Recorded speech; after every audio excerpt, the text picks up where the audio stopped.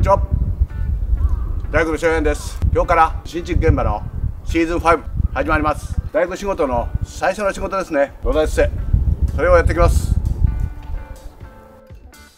YouTube 始めましてね、撮影させていただける新築現場5件目になります。土台捨ては3件目だと思います。土台捨てってね、現場が変わってもそう変わるもんではないんです。基礎の上に土台を置いていくだけの工事ですから、その現場によってね、基礎の形が違ったり、土台下のパッキン、そういうのがね、ちょっと変わるだけで、いかに定位置にきれいに収めるか。土台がずれてますとね、いくらまっすぐタッチを見ても直角ではない建物ができてしまいますからね。昔から言いますよね。何をするんでも基礎が大事だよ。その次に土台が大事だよ。土台のしっかりしてない上に建てたって無理ですよね。ですから、慌てずにね、きちっと正確に収めていきます。この高さで基礎の高さにしてある。でこれから1ミリ半なら1ミリ半全部下がっとんなら下がっとって OK な。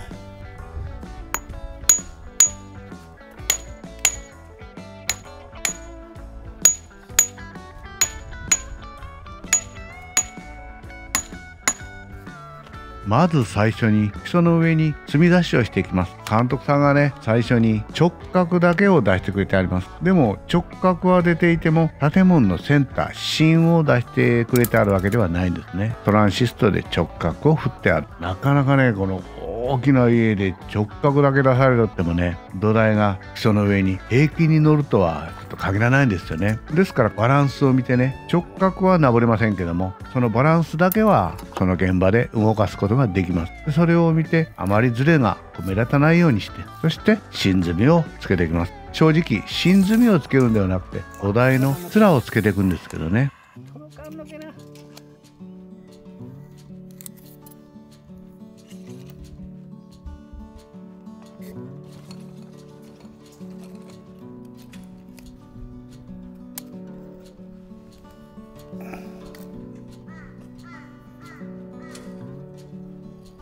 このお宅は長期有料高気密高断熱の家になります。長期有料っていうのは普通の家よりも少し耐震のレベルが上がっていて、そして省エネにしても普通よりは優れている。何もかも少しだけランクが上、簡単に言うとそういうことですよね。当然ちょっとお金もかかりますけども、今の基準で言ったら一応長期有料型は最高の建物って言ってももう言い過ぎではないですよね。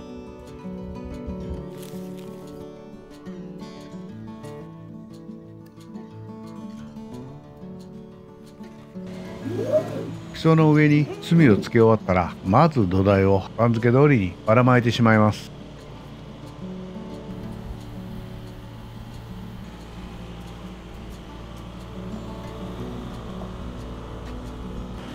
そして基本的に両端がメンタの仕事をしてある土台を据える順番の通りに炭をつけていきます。別に逆さまでも途中からでもできないことはないんですけどね、勘違いもないですしね、寸法が出しやすいですね。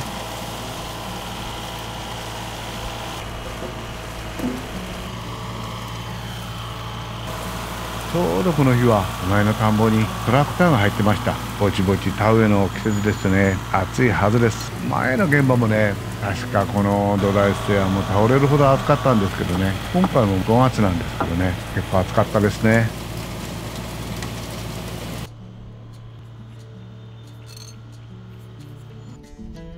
穴を開けるときは、一箇所にもう集めてしまいます。その方が霧のゴミがもう結構出ますから、あと掃除が楽ですから、ちょっと手間っちゃ手間なんですけど、一回固めてね、そこで穴だけをもう一気に開けてしまいます。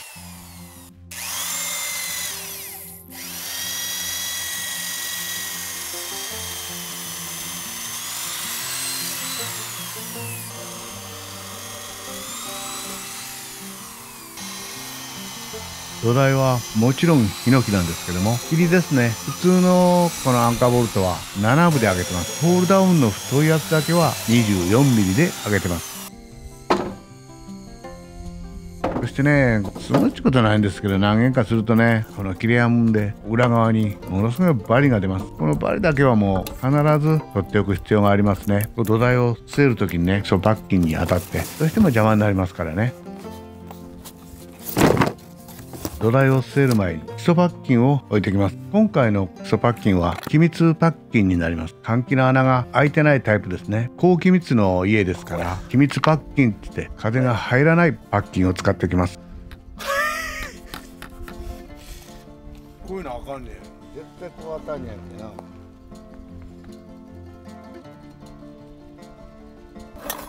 基礎パッキンを引くときいつも思うんですけどね、この上から見てこんだけ穴開いてるんですけどね、これがもう結構当たりますね。上から何トンもにかかって何十年もこれ持つんですよね。強化プラスチックってすごいですよね。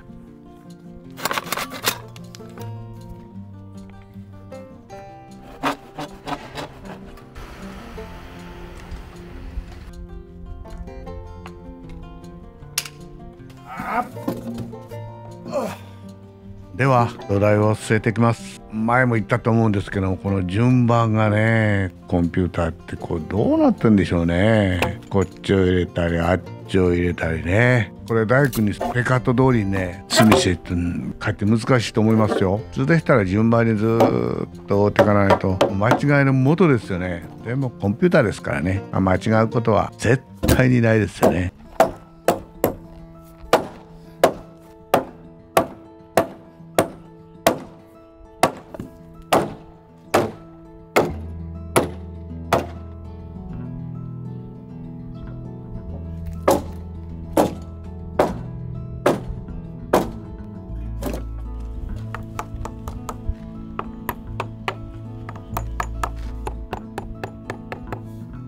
では土台を止めていきます。普通のナットはかけずにナット兼用のスクリューザガネのねいいとこはボルトが上に出ない。フラットになればこの上に構造用の合板が引けます。これ悪いところは土台の通りを直す時に仮締めしますよね。少し締めても座金の下にナットがついてるんですよね。ナットが意外に太くてね、アンカーのこの穴が少しでもずれてたらずれてしまうってことですね。通りを直す融通がちょっと効かない、そこがちょっと使いにくいというか土台が収めにくいですよね。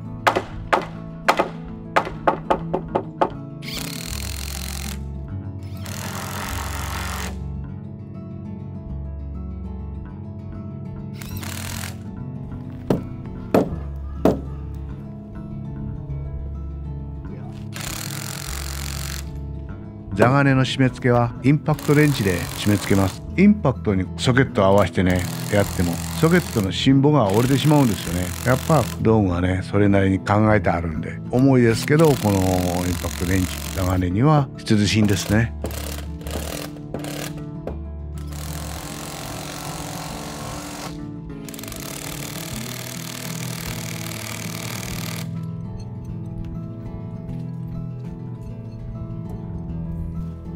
土台をまっすぐ据えてね、そして最後に大引きをかけていきます。この大引きをかける場合はね、最初に裏側にプラスカをつけます。構成塚でもいいんですけども、自分らの方ですとやっぱりこのプラスカが多いですね。やはりこの海が近いというかね、なんか金属には港町は抵抗があるんでしょうね。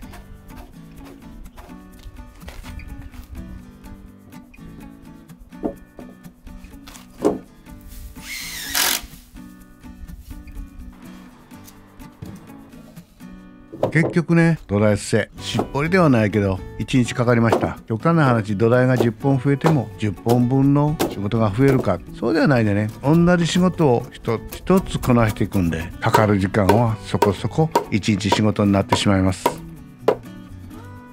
そして雨対策として土台のほぞ穴に養生テープを貼っておきます。土台に日割れがありますとね、そこからこの穴に染み込んで溜まることは溜まるんですけども、大雨のあくる日なんてなみなみに溜まってますからね。そして忘れずにこのゲアのポーチ柱の足元の高さを測っていきます。もう実際にそこに置いてあってね、優勝カップの底の深さで高さを拾っていきます。